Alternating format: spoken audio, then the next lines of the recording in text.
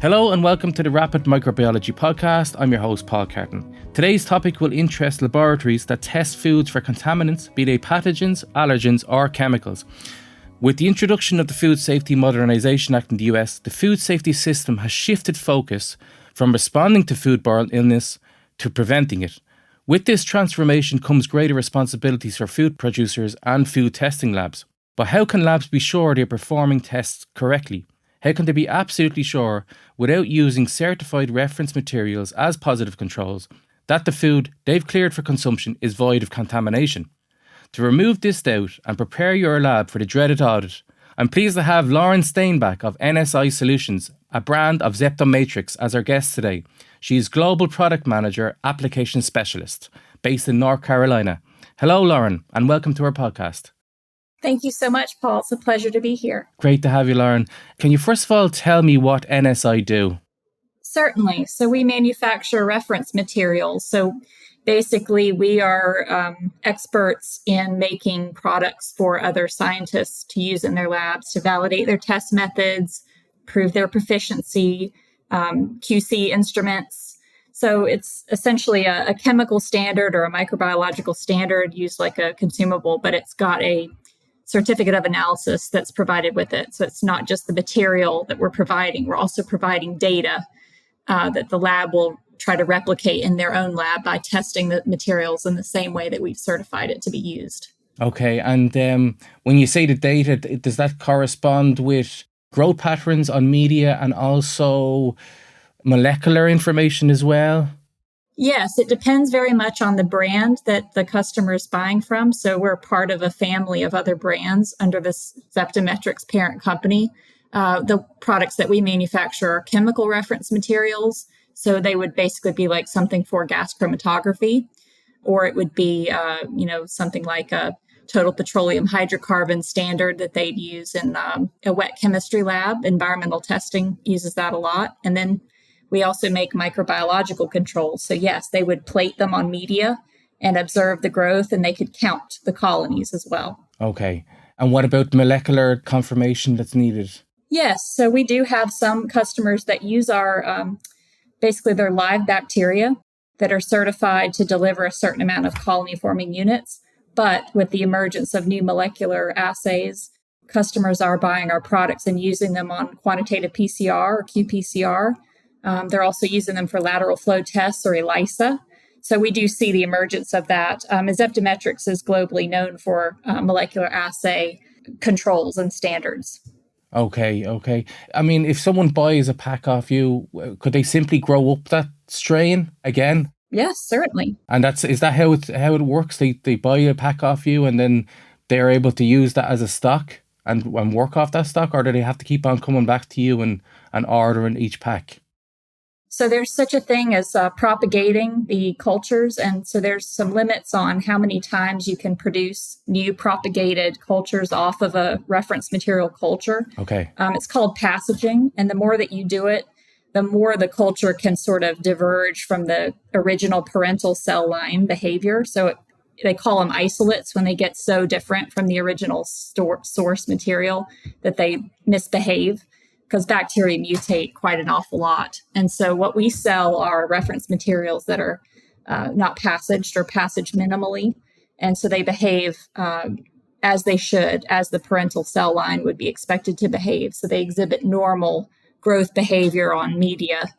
And they would buy a 10-pack or a 20-pack of these bacterial pellets off of us. And then they could, hydrate one pellet and immediately plate on media instead of having to buy a source strain, propagating it, quantitating it, and then trying to stock it or bank it at a certain concentration level. Ours are basically hydrate and go, pre-certified to deliver a certain concentration of bacterial colonies.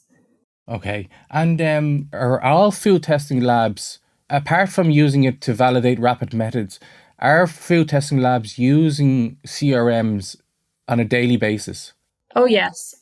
You'll find them even using things to calibrate measurements, such as UV vis or turbidity or Brix for quantitating the amount of sugar in something. So they're not just using microbiological controls, they're using quite a lot of different reference materials on a daily basis. And that's what suggested for them to basically batch a bunch of unknown samples with a known control, like a certified reference material, to basically QC the results they got from the unknown samples. Because if the known sample tests well, and it's within what they call an acceptance limit, then they know that the unknown samples were also tested properly. So the results can be relied upon. So that's how reference material is used. It's kind of like it's a positive control, and it can be quantitative or qualitative. So it depends on what they buy.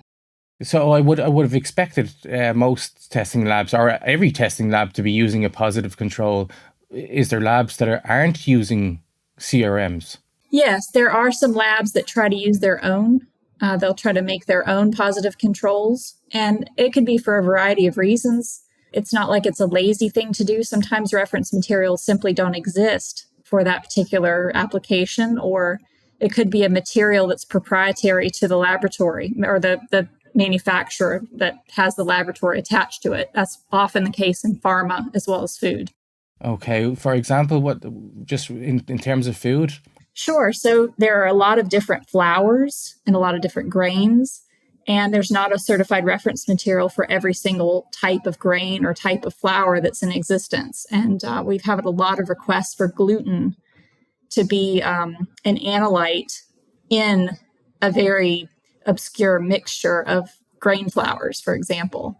And it's just not something that was necessarily lucrative for us to commercialize and develop. But we do make custom reference materials for situations such as that.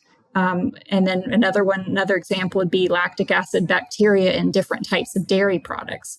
So we just make a generic skim milk that we sell alongside our lactic acid bacterial certified reference materials. But an ice cream manufacturer could come along and say, well, we need a high cream, dairy, or we need a yogurt dairy. Well, we simply don't have that. We just have a skim milk matrix. So we tried to make it work for the largest variety of customers, but there are those instances where something may not exist and we may have to create it as a custom product. Customization comes in there. Okay, very good. I will just say that the biggest issue that the food industry has is that the food matrices and how they're tested, they're very intertwined.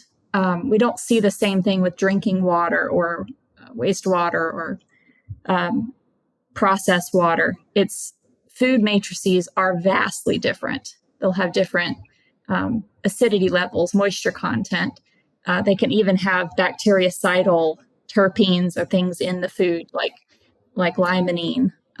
It's common in citrus products. So bacteria, if you were to take a reference material and spike it into some of these different food matrices, the amount you spike in is not the amount you'll recover. So it's very dependent on the food matrix that you're working with. So it's very difficult to figure out analytical methods for all these varieties of different food matrices. I think that's one of the biggest challenges our customers have, as well as what we have being a reference material producer. So with different strains that are out there, there's some salmonella strains that are coming now and again. They have a resurgence after a couple of years, and so with those specific strains, and someone has used one of your CRMs for a salmonella, but the strain itself is different in a certain way. Like it, let's say it biochemically it's different. How, and your client comes back to you, to say your reference material did not pick up on this. It definitely happens in the wild type strains that are out there. Bacteria are constantly swapping DNA prolifically, just so that they can evolve quickly and thrive in whatever environment they find themselves in. And so salmonella is one that appears over and over again in food recalls and in foodborne disease outbreaks. And it's because it's so successful at being able to colonize different parts of the body, different matrices. You find it in soil. You can find it in the plant itself as an endophyte inside the plant's vascular system. I mean, salmonella can just grow just about anywhere. There are pathogenic salmonella strains, and then there are non-pathogenic salmonella strains. And so what a customer of ours is doing is typically QCing their media. Like they'll have media that will specifically indicate if salmonella has been detected as present. It'll either be a chromogenic media, so salmonella enterica will turn a color, and then a non-pathogenic salmonella like salmonella salford wouldn't turn a color on the media. So they would be buying our CRMs, our salmonella salford or our salmonella enterica certified reference materials to QC that the media that they've prepared is capable of detecting it should it be present in an unknown sample. Okay. And you obviously consult with auditors a good bit. Yes. And are auditors sometimes finding that clients do not have CRMs or haven't adequately used them in practice? Yes, they're finding a lot of times that the certified reference material word itself is foreign to a lot of these actual microbiologists out in these industry labs. And I think it's just a nomenclature issue. You say positive control, any scientist in the lab is going to know what you're talking about. So a certified reference material just means that it's been manufactured under an accreditation. It's been, certified for its intended application, its intended testing application by a laboratory that's capable of producing, credible data with their reference materials that they're manufacturing. So it's ISO 17034 is the accreditation that we have to be reference material producers. And we undergo audits, numerous audits, in order to be a certified reference material producer. It's not dissimilar from the testing lab accreditation. They have to have ISO 17025 if they're an accredited testing or calibration lab. What we're finding is that being an accredited lab wasn't something that was required to be in the food testing arena. Now with FSMA is wanting to align the laboratories that are performing testing for the food industry need to have some sort of quality system that's consistent across the board. And so they're, sort of getting them in this position to be accredited to some type of guide standard. So that's where it's all headed. I think FSMA... Sorry, for EU listeners, FSMA is the Food Safety Modernization Act. So people may not be familiar with it as abbreviated that way. Yeah, that's correct. Yeah, so that Food Safety Modernization Act was established to sort of get a framework together for laboratories to work within. And they've specifically established, the FDA has specifically established laboratory accreditation for the analysis of foods program. It's abbreviated LAAF, LAF, which I think is funny. And so they've implemented this new LAF program with the intention of improving accuracy and reliability of food testing throughout, applying uniform standards of, data quality and also FDA oversight, which again is that audit portion that everyone's so afraid of, or I guess respectful of, not necessarily afraid of. Has FSMA, has it had an effect on the number of recalls, in your opinion? Yes, I think now that there's an official framework, I think the budget has been there for more surveillance testing. And I think the surveillance testing has led to picking up on more either potential contamination risks or, in fact, yes, food contamination. So I have seen an increase. Again, it's one of those things where I think it was because of more surveillance. I think these things were out there, but we just didn't know they were out there. And what shape or form does this surveillance take? So surveillance, meaning that products that are on the shelves are picked at random, and they are tested within accredited laboratories all over the United States. And that data is shared in a public data base. I'm sorry, it's not public. It's publicly funded, but it is a database that the FDA uses and watches. And if there is something negative, if there's a contaminant found, or if there's a potential contamination risk discovered, then a recall notice can be issued rather quickly, and that information shared across the network. Okay. In the EU, we have a rapid alert system, RASFF, which is public, and it can show you the country it was found in a description of its severity in terms of health and its origin. Does the US have something similar to that? I know there's FSIS, but it's more of a list of your recalls. Yes, I think after the recall's issued, that's when it becomes public. I think that you've been the model over in Europe and in the UK with your systems and your notification systems. And I think we're trying to emulate that, but we're a bit behind. We haven't had this level of surveillance and this level of testing being done in our food network before. So it's all just trying to get ahead of, foodborne diseases to prevent it, not just, basically after it's happened. So I think it's all a matter of shifting things so that we have an earlier warning system and we can get things off the shelves or keep things from getting on the shelves in the first place.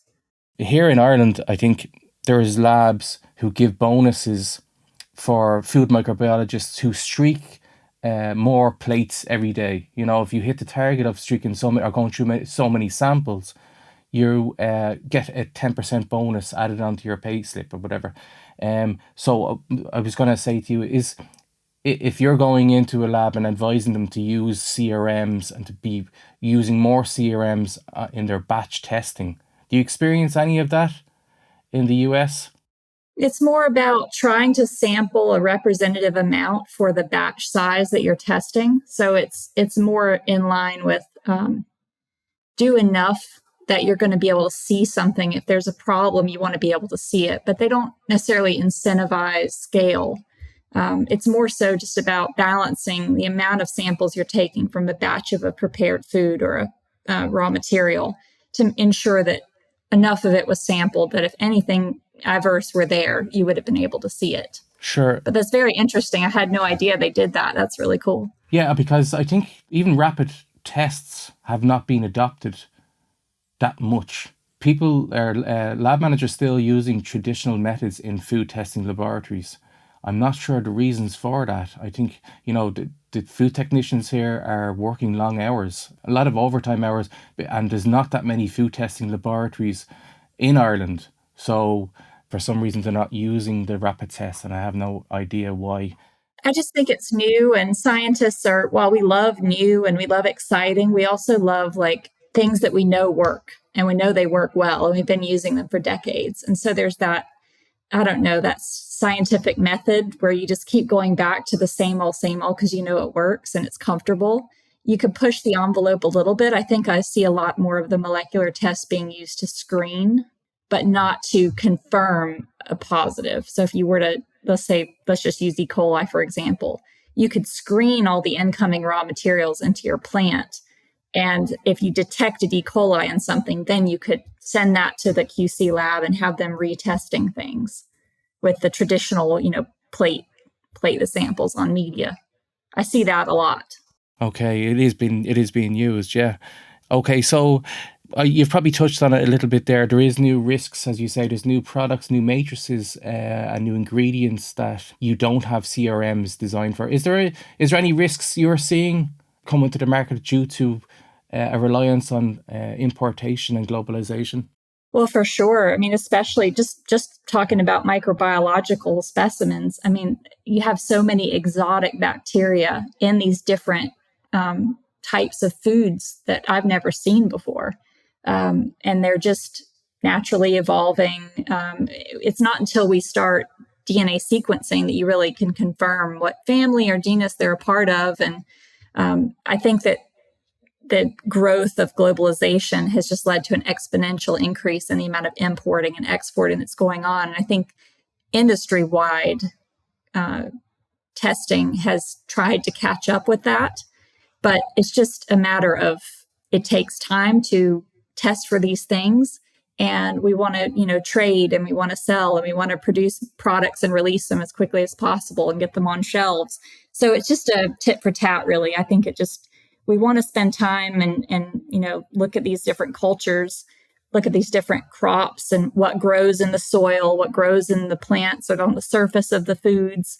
But we just simply don't have time to really enjoy that aspect of food science. And we're so busy just keeping up with the commercial demands of the lab that we don't have a lot of time to do the R&D.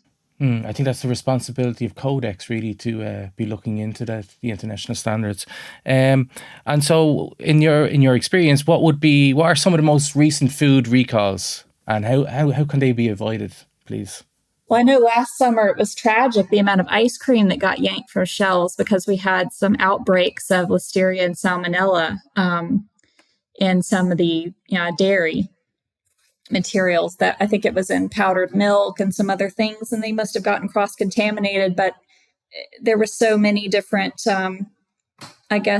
producers using some of the same raw materials that is really difficult to pinpoint which batches. So they just ended up a whole brand or more had to get recalled. Several brands got recalled, and it was evident because freezer aisles were empty of ice cream for quite a while, several weeks. And in the summer, there's nothing better than having some nice cold ice cream. So that was one example. And more commonly, you see salads being pulled because of just how they're processed and handled. There's really no cooking that goes into salads. They're cut, washed, and served. And so it's really easy for bacteria to still be there. And there's normal bacteria that aren't pathogenic. They aren't harmful. We need them in our gut health. But then there are these problem children out there, the salmonellas and the E. coli's and listerias and clostridiums that shouldn't be there. And so when they're detected, you have these big recalls. And it tends to be lettuces, tomatoes, and then ice cream is the most recent, and I think the biggest that I've seen in a while. What would you say the maximum time before a product is released onto the shelves before the food testing lab catches it? I think the laboratory has results when the food product's being moved from a cold chain logistics to being stocked. And I think a lot of times you'll see the recall notice posted before the lot's even been released, but it's just a matter of prevention or trying to get ahead of it. So you'll see them post them actually in the grocery stores. If you have this lot or that lot, come for a refund or throw it away, don't use it.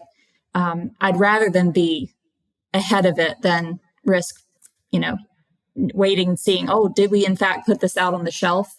So I think it's been released from the factory, obviously, and it's in the cold chain logistics process of being stocked at the local level that it's being caught. And correct me if I'm wrong, the FSMA was back in the start of the last decade, 2011, is that right? Yes, that's correct. So there was a lot of time from when they proposed what they wanted to do, and they had to gather feedback from the industry to find out who is this going to hurt, who is this going to help, what kind of economic burden is this going to put on the companies that make our food or process our food or grow our food, and then how much of that is going to be borne by the consumers. And food is something the U.S. is really conscientious of. We've subsidized food costs since the 1920s. So it's definitely something they wanted to enter into very thoughtfully and not be aggressive or heavy-handed and just demand all these new regulations on this industry. I think they really took their time. Some people might say too long, but they did take quite a long time to gather feedback from the industry. And I think they've done a nice job rolling it out and making sure, they still haven't gotten enough accredited laboratories. So they're still asking for laboratories to voluntarily, become part of this. The Food Safety Modernization Act established the laboratory accreditation for analysis of foods program, the LAAF program, and they've allowed time for laboratories to get voluntarily accredited in that program. Would there be some states that wouldn't have accredited labs at all? That's correct. They don't feel they have enough accredited labs to meet the demand. Okay. And so since it came into Operation FSMA, has NSI seen, an increase in inquiries, obviously, for your products? Absolutely, yes. We've also been asked, could we help train labs on how would they get accredited or what steps do they need to go through in order to comply? And of course, that's not really our realm. We're not consultants, but given that we are ISO 17025 accredited testing laboratory and we produce reference materials out of that accredited testing laboratory. So we've got these dual ISO accreditations that fit into one another, we are able to also leverage our third accreditation, which is ISO 17043, which is the ISO accreditation for proficiency testing providers. So we have an accredited testing lab, we manufacture certified reference materials, and we provide proficiency tests. And proficiency tests are the route that we suggest most to laboratories that are looking to get an accredited status, because it's an independent third-party test that they have to perform and pass. And then all of that is reviewed by an auditor who would then audit the laboratory itself and accredit them. I was glancing through FSMA, and I know it's a food defense section of FSMA that I haven't really seen in such legislation before. It mentions the risk regarding an intentional contamination or an adulteration event, possibly bioterrorism, that could cause great harm to the public and food chain. Has that always been there? It has. America is, a global superpower, and like the other global superpowers, there are, domestic terrorist acts and there are foreign terrorist attacks. And I think that's always, ever since 9/11, I think that conversation has to unfortunately be woven into just about every aspect of our government, and especially regarding public safety. So yes, I do think that that has always been part of it. And it's not just, we're a global economy, so threats can arise from just about anywhere. The ones you least expect. So you just go ahead and build that defense into it, and have, sort of that perspective when you're working on any of these regulations. So you're trying to protect the public from all types of threats. And that's one of them, unfortunately. You do mention you do work with your clients in regards to audits, and obviously it's a daunting prospect. How can NSI make it less so daunting for labs? Having been a lab director myself and having to supervise and go through audits for my own lab that I worked in, I think the best thing is an ounce of prevention is better than a pound of cure. And so I always suggest that where there's a reference material, it's bought and used. And that just ensures that everything in the laboratory is constantly being monitored. You're looking at that certificate of analysis for that reference material, and you're reviewing your own laboratory generated data, and you're ensuring that those certified reference materials are matching acceptance limits that you've established. And so that's kind of like a routine check. And then I always enroll all of my analysts in proficiency testing programs that are relevant for the testing activities of the lab. So for food industry, it would be participating in the NSI food science PT studies.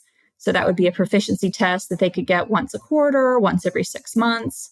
And it would be an independent third party sending them samples that the laboratory would treat as routine samples and test them, report the results, and then be graded. And they'll either get an acceptable result or a non-acceptable result. If you get a non-acceptable result, you have to do some evaluation and figure out what went wrong. But it does greatly narrow the amount of things that can go wrong if you're constantly monitoring everything by doing the reference materials and also routinely participating in proficiency tests, at least annually. Okay. Ready-to-eat products seem to be always in the recalls list. Is it because food producers are not doing hurdle technology adequately? Or what do you think's happening there? Honestly, think it's just the amount of touch points that processed foods go through. If you think about it this way, foods are, contamination can occur at the farm. It can occur at harvest. It occurs during processing or during preparation. And a ready-to-eat food has been through all of that. Sure. So I think it's just a matter of the touch points of making our ready-to-eat foods. The risk of contamination goes up with each step. Okay. And if I'm just getting something that's just been, plucked from a field and not even washed or anything, just dusted off like a potato, I'm less likely to be, less likely to get contaminated in the process of something other than like a ready-to-eat bagged pre-made chef salad or something like that. Of course, yeah. And there's several companies that provide certified reference materials. Why would labs choose NSI? for the same reason I did back in the day when I was just a customer. The level of technical support that you get from having the reference material produced all at the same site. It's produced, it's packaged, it's tested all at the same site in Raleigh, North Carolina. And I think that the technical support you get it quickly. You get it just with every single lot being consistent, being made by the same people, and the level of technical support being given throughout. I think that's really our strength, is that we are still putting the customer first. We will drop what we need to do and retest something. If there's something weird that's occurring at the customer's lab, we'll literally try to get to the bottom of it with the customer. And you just don't have that same level of customer interaction with these other companies simply because of scale. Or maybe where they're located, there's a language barrier or something like that. But certainly in North America, our strength has been that technical support and that customer service. Excellent. Thanks, Lauren, for sharing your expertise today. You're so welcome. And thank you for the great conversation and interesting questions. With a shortage of qualified food microbiologists in the labour market and a reluctance of food testing labs to adopt rapid methods, food microbiologists are sometimes having to work long hours to keep up with samples for the growing population. Under stress, mistakes can happen. We've learned today how certified reference materials are essential in managing the food testing lab for audits and to be sure that a recall is legitimate and important to catch that batch before it causes foodborne illness. Thank you for listening today. Catch you next time.